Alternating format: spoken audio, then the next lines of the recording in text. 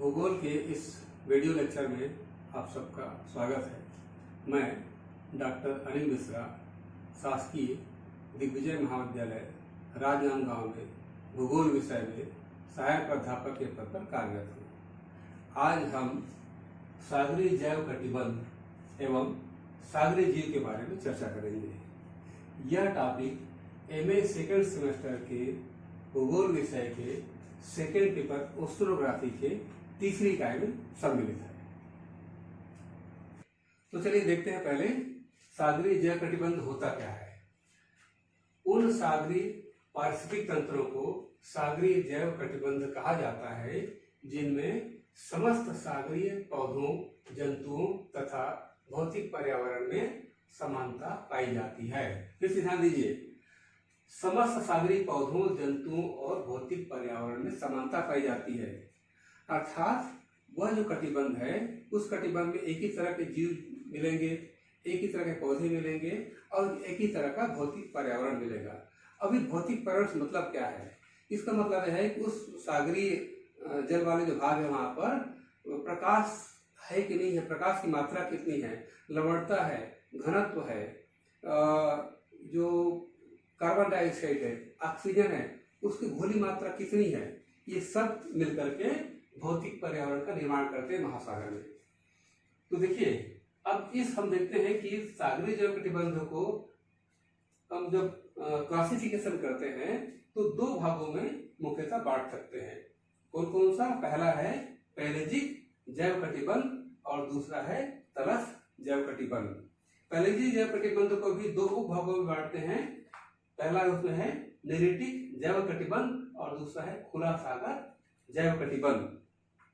पेलेजिक से आशा है यहाँ पर समुद्र से है। अगर बार बार पेलेजिक शब्द आएगा, समुद्र विज्ञान में इस शब्द सवाल करते हैं, इसका आशा है समुद्र से। तो नेरिटिक जैव कटिबंध से ये कौन सा क्षेत्र होता है? ये आप देख रहे हैं डायग्राम में, ये जो सागर का तटीय भाग है, यहाँ से लेकर के ये जो सेल्फ ब्रेक कहते हैं 200 मीटर की गहराई तक का भाग, ये सब है, ये किस में आता है? नेरिटिक जैव कटिबंध में आता है। और यहाँ पर जल जो है वो उसकी गहराई अधिकतम कितनी होती है? 200 मीटर होती है। एक शब्द मैंने कहा था सेल्फ ब्रेक, इसका मतलब क्या होता है? जो महाद्वीपीय मग्न तट है उसकी सीमा जहां समाप्त होती है और जहां से मग्न ढाल प्रारंभ होता है, ढाल तेज होता है, उसको सेल्फ ब्रेक कहते हैं। तो जो तटीय भाग है वहां से लेकर के सेल्फ ब्रेक तक का जो जलीय भाग है उसको कहते हैं नेरिटिक जैव कटिबंध। आप जानते हैं, आपने सुना है, पढ़ा होगा लैगून के बारे में, एस्चुअरी के बारे में। एस्चुअरी मतलब जहाँ पर नदी का ताजा जल समुद्र में पहुंचता है और समुद्र के जो ज्वारी लहरें हैं वो नदी वाले हिस्से में आते हैं। तो जहाँ पर खारा जल समुद्र का और ताजा जल नदी का जहाँ पर मिलते हैं वो सब एस्चुअरी कहलाता है। इसी प्रकार आपने लेगून के बारे में सुना होगा, पढ़ा होगा आपने कि लेगून जो है तटीय जो महासागर का हिस्सा है वहां पर जैसे प्रवाल भित्ति है उससे घिरा हुआ हिस्सा होता है और एक समुद्र संपर्क के लिए एक रास्ता होता है, एक झील जैसा बन जाता है जहाँ पर खारे जल की अधिकता होती है, इसको लेगून कहते हैं। तो लेगून है और एस्चुअरी है, लवण कक्ष है, आर्द्रभूमि है, ये सब उप नेरिटिक जैव कटिबंध में आते हैं। ये ऊर्जा का भंडार वाला क्षेत्र है। दूसरा आता है खुला सागर जैव कटिबंध। ये जो देख रहे हैं आप पेलेजिक मंडल, ये वाला जो हिस्सा पूरा आता है ये खुला सागर जैव कटिबंध में आता है। इसको 5 उप विभागों में बांटते हैं। उसमें पहला आता है अधिपेलेजिक जैव कटिबंध या अधिपेलेजिक मंडल। तो महासागर का जो तल वाला ऊपर का हिस्सा है उससे लेकर के जो 200 मीटर की गहराई वाला भाग है उसको कहते हैं अधिपेलेजिक मंडल।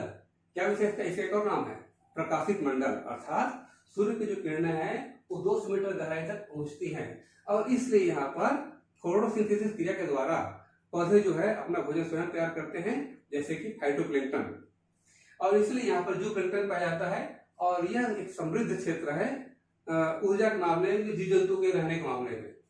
तो पूरा जो इकोसिस्टम है महासागर का उसका आधार यही क्षेत्र है जिसको कहते हैं हम लोग अधिपेलेजिक मंडल। यहाँ पर कुल आवासीय जो जलराशि है महासागर की उसका 2% भाग यहाँ पर पाया जाता है। दूसरा आता है उसके बाद मध्य पेलेजिक मंडल। तो इसकी गहराई होती है 200 मीटर से लेकर के 1000 मीटर तक के। यहाँ पर प्रकाश की मात्रा में कमी आ जाती है और लगभग केवल 5% जो प्रकाश का हिस्सा है यहाँ पर पहुंचता है, और इसीलिए इसको मंद प्रकाशित मंडल भी कहते हैं। यहाँ पर कुल सागरीय जो आवास की जो जल राशि है उसका 28% यहाँ पर पाया जाता है। और यहाँ पर अब मछलियों की अधिकता हो जाती है, अन्य जीव अधिकता हो जाती है, लेकिन फाइटोप्लैंक्टन, जूट प्लैंक्टन यहाँ पर कमी हो जाती है। फिर आता है उसके बाद तीसरा जो क्षेत्र है वो है गहरे पैलेजिक मंडल, अर्थात जिसकी गहराई कितना 1000 से लेकर के 4000 मीटर तक है। यहाँ पर प्रकाश पूरी तरह समाप्त हो जाता है, अंधेरा भाग रहता है, तापमान में कमी आ जाती है, जल में मछलियों की अधिकता होती है, और कुछ मछलियां ऐसी होती है जो स्वयं अपना प्रकाश उत्पन्न करती है। जिस प्रकार हम देखते हैं धरातली भाग में जुगनू जो अपना प्रकाश स्वयं उत्पन्न करता है, उसी प्रकार से यहाँ पर कुछ मछलियां, कुछ जीव ऐसे होते हैं जो अपना स्वयं प्रकाश उत्पन्न करते हैं। अगला जो मंडल आता है वो है अति गहरे पैलेजिक मंडल, जिसकी गहराई होती है 4000 से लेकर के 6000 मीटर के बीच में। यहाँ पर पूर्णतः अंधकार होता है, तापमान बहुत कम हो जाता है सागर के जल का, और यहाँ पर कुछ मछलियों प्रजाति ऐसी भी होती है जो अंधी होती हैं। फिर लास्ट अंतिम आता है इसमें पांचों जो है वो है हैडल मंडल। हैडल मंडल जहाँ लिखा है हैडल पैलेजिक मंडल जल कटिबंध।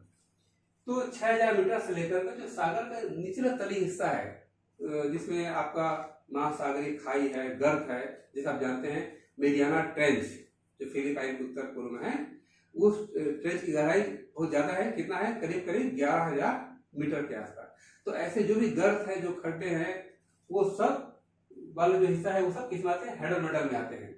यहाँ पर जल का मात्र 1% पाया जाता है, और यहाँ पर जो पर्यावरण है वो बहुत विषम होता है। यहाँ जो जीव जंतु रहते हैं उनको बहुत कठिनाइयों का सामना करना पड़ता है। एक चीज बताना भूल गया था, जो अति गहरे पैलेजिक मंडल वहां पर कुल जलराशि का 54% पाया जाता है, और गहरे पैलेजिक मंडल में 15% पाया जाता है।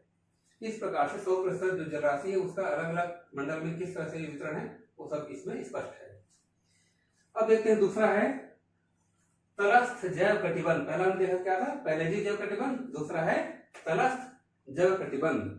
नाम से स्पष्ट, तलस्थ मतलब तली वाला भाग। किसका तली, महासागर का तली वाला भाग। कहां से कहां तक, जो महासागर का तटीय भाग है वहां से लेकर के हैडल मंडल तक जो तली वाला भाग है, महासागर का तली वाला भाग है, वो हिस्सा पूरा पूरा इसके अंतर्गत आता है। यहाँ क्या विशेषता है, यहाँ पर तापमान में कमी होती है, प्रकाश की कमी होती है, और इस मंडल को भी, इस कटिबंध को भी दो अलग अलग उपभागों में बांटते हैं। पहला है उसमें उपनेरेटिक तलस्थ जैव कटिबंध, और दूसरा है उप महासागरीय तलस्थ जैव कटिबंध। उपनेरेटिक तलस्थ जैव कटिबंध को भी 3 अलग अलग उपभागों में बांटा गया है। पहला है अति वेलांचलीय मंडल। ये देखिए डायग्राम में आप, अति वेलांचलीय मंडल, ये उच्च ज्वार तल दिख रहा है, तो उच्च ज्वार तल, ये उच्च ज्वार तल से जो आगे की साइड जो महासागर के जल से में डूबा नहीं रहता है, लेकिन जब ज्वार, ऊंचा ज्वार आता है, या कभी सुनामी के आने के कारण से, या तूफान से जो लहरें उठती हैं, उन लहरों के कारण से ये जो भाग है महासागर के किनारे वाला भाग है वो जल में डूब जाता है। उसको कहते हैं अति वेलांचलीय मंडल या सुप्रा वेलांचलीय मंडल। दूसरा आता है उसमें वेलांचलीय मंडल, तो उच्च ज्वार तल से लेकर के निम्न ज्वार तल के जो बीच का भाग है उसको कहते हैं वेलांचलीय मंडल। और इस मंडल में लगातार महासागरीय जल का संचलन होता है, अर्थात लहरें आगे आती है, पीछे आती है, तो लगातार उस कारण से जो यहाँ पर रहने वाले जीव हैं, चाहे वो जल में हो चाहे तली भाग में हो, उनको अपने आप को अनुकूलन समायोजन करना पड़ता है। तीसरा आता है इसमें उप वेलांचलीय मंडल, ये दिया उप वेलांचलीय मंडल। तो निम्न ज्वार तल से लेकर के जो सेल्फ ब्रेक तक का जो हिस्सा होता है ये कहलाता है उप वेलांचलीय मंडल, जिसकी गहराई कितनी होती है, अधिकतम 200 मीटर तक की होती है यहाँ पे। अब ये हो गया आपका उपनेरेटिक तलस्थ कटिबंध के 3 भाग। अब आ जाइए उप महासागरीय तलस्थ जैव कटिबंध। उप महासागरीय तलस्थ जैव कटिबंध के भी 3 अलग अलग भाग किए जाते हैं। उसमें पहला है गहरे उप महासागरीय तलस्थ जैव कटिबंध। इसकी गहराई होती है 200 मीटर से लेकर के 4000 मीटर के बीच में महाद्वीपीय मग्रढाल में, अर्थात ये तली वाला भाग है मग्रढाल का, इसमें जो जीव रहते हैं वो वाला कहलाता है गहरे उपमहासागरीय तलस्थ जैव कटिबंध। दूसरा है अति गहरे उपमहासागरीय तलस्थ जैव कटिबंध। तो जो ये 4000 मीटर से लेकर के 6000 मीटर के बीच के जो भाग है, यहाँ पर जो जीव निवास करते हैं वह तली में, उसको कहा जाता है अति गहरे उपमहासागरीय तलस्थ जैव कटिबंध। यहाँ पर जो तली भाग है वहां पर मृत्तिका जो है वो बहुत बारीक और मुलायम होती है। फिर तीसरा आता है इसमें हैडल उपमहासागरीय तलस्थ जैव कटिबंध। तो 6000 मीटर से लेकर के महासागर के जो सबसे गहरा भाग तक का जो तली वाला भाग है वो इसमें शामिल है। तो जो जीव यहाँ निवास करते हैं वो सब इसी मंडल में आएंगे। यहाँ पर जीवन में कहते हैं बहुत विषम पर्यावरण है, बहुत कठिन जीवन होता है। इनको भोजन के लिए ऊपरी मंडल निर्भर रहना पड़ता है।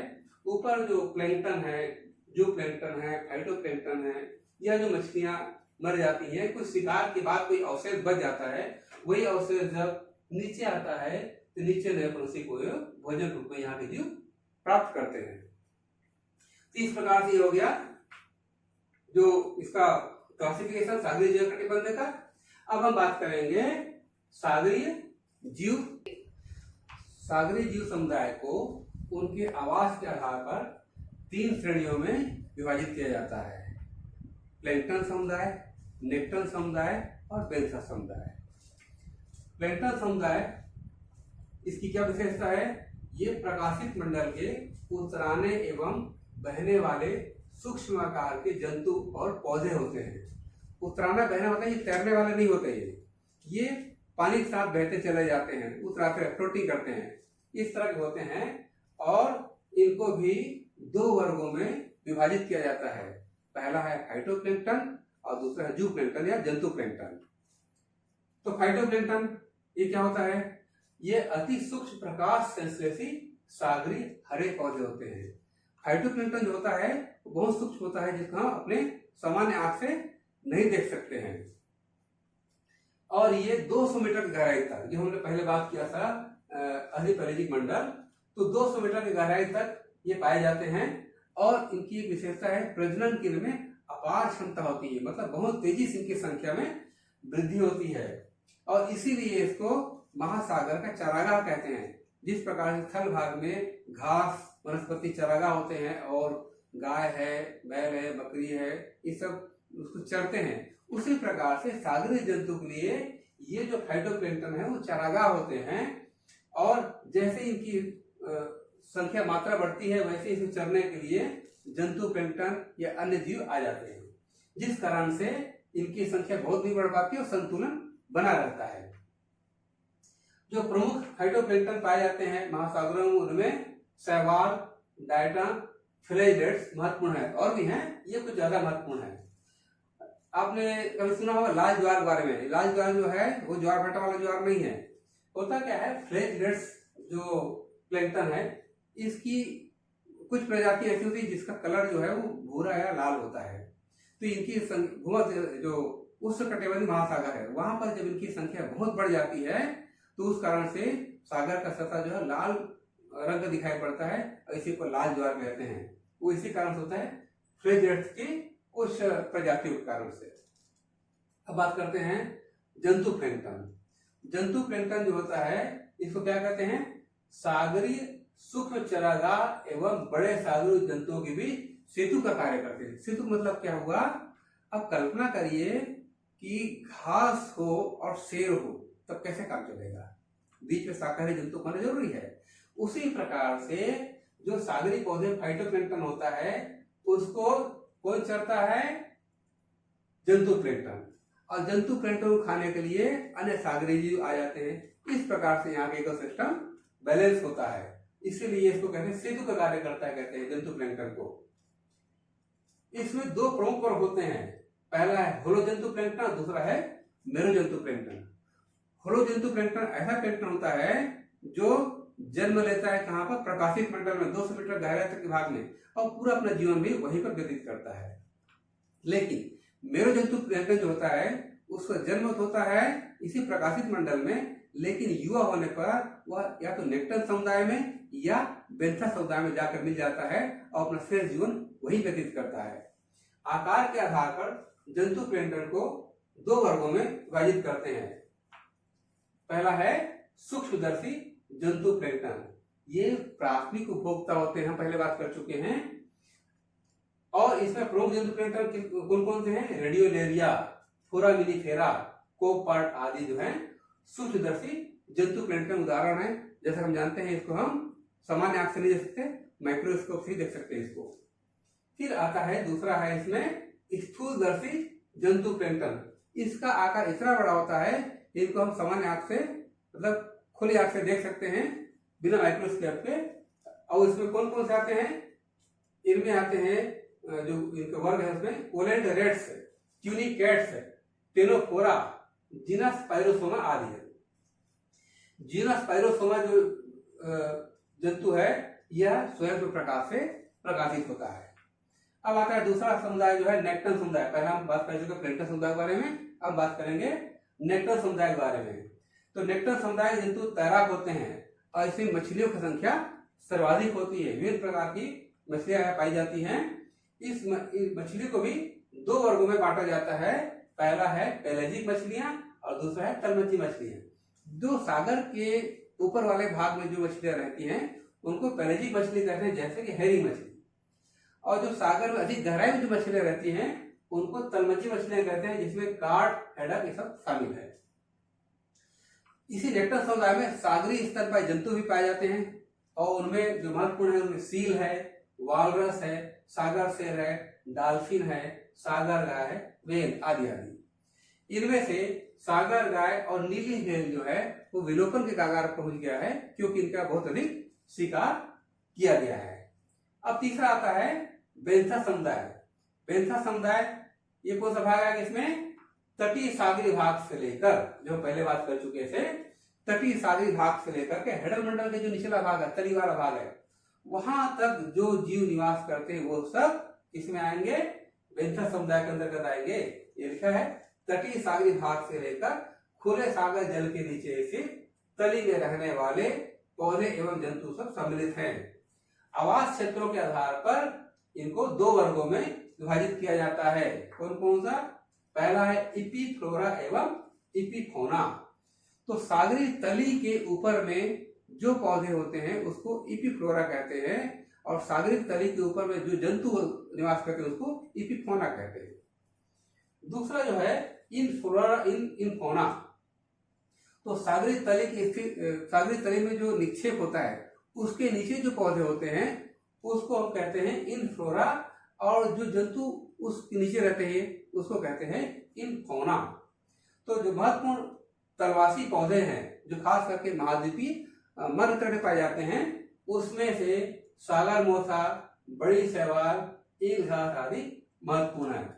इसी प्रकार से इसी क्षेत्र मध्य तट में ही जो जंतु पाए जाते हैं उनमें बाइवेल, मुजेल, आयस्टर आदि महत्वपूर्ण है। कुछ गहराई में जाने पर जो जंतु पाए जाते हैं उसमें मोलस्क, जिसको घोंगा हम जानते हैं, मोलस्क, कृमि, जेलीफिश आदि महत्वपूर्ण है। और अधिक गहराई में जाते हैं वहां पर मिलता है हमको शार्क, ऑक्टोपस, हैगफिश आदि। ये जो जीव होते हैं वो स्वभक्षी होते हैं, अर्थात जो मृत जीवों को खाते हैं। और बहुत अधिक गहराई में, जिसको हेडल मंडल कहते हैं, वहां पर खाई में, ट्रेंच में जो जीव होते हैं उनमें बैक्टीरिया, सागर मकड़ा, सागर कुकुम्बर आदि ये महत्वपूर्ण जीव हैं। इस प्रकार से हम देखते हैं इस चैप्टर में हम सागरी जैव कटिबंध और सागरी जीव समुदाय दोनों के बारे में हमने एक चर्चा किया है। आशा करता हूं कि ये आपको समझ में आया होगा। आपने समय दिया उसके लिए धन्यवाद। और ये जो वीडियो लेक्चर दिया गया है इसका जो इमेज है वो अटैच कर दिया गया है इसके साथ में, लेक्चर साथ में, तो आपको बाद में आप इसका स्क्रीनशॉट ले सकते हैं। आपका बहुत बहुत धन्यवाद।